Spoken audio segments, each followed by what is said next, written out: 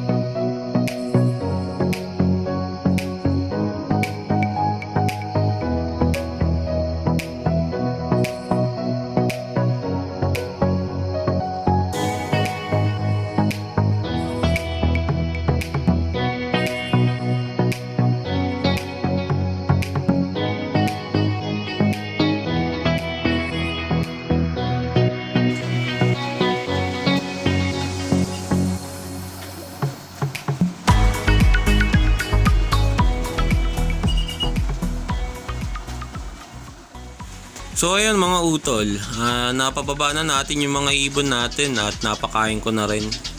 So nakita nyo nga kanina sa low fly pa lang, nahirapan na yung mga ibon natin. Di sila makadayo kanina dahil nga masama yung panahon. So takot yung mga ibon kapag ganyang masama ang panahon at maulan pa. So malaki yung chance nga kasi talaga na madisgrasya sila pagka ganyang maulan tapos lumilipad sila pero dahil low fly lang naman yun, alam naman namin na hindi sila dadayo, kaya pinawalan pa rin namin at para makita nyo rin na talagang hirap yung mga ibon kapag ganitong maulan.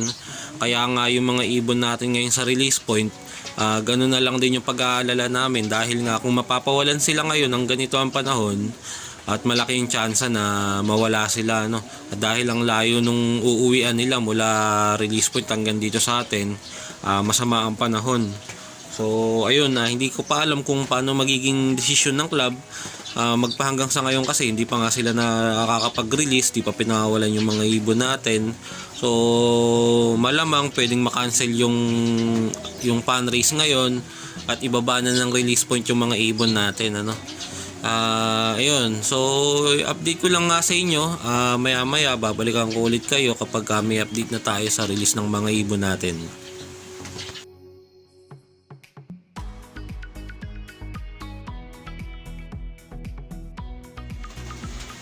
So ayun mga utol, update lang sa mga ibon natin.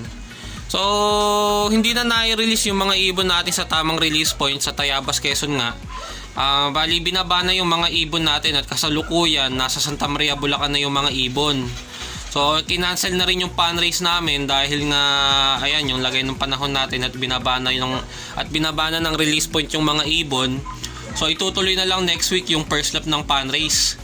So maya-maya kung sakali daw nagaganda ang panahon sa release point, makakapagpawala ang club. Pero alanganing oras na siguro kung hindi makakapag-release ng mas maaga yung truck ngayon sa Santa Maria, Bulacan, baka ipagpabukas na. So ang oras natin ngayon 1:45 ng hapon.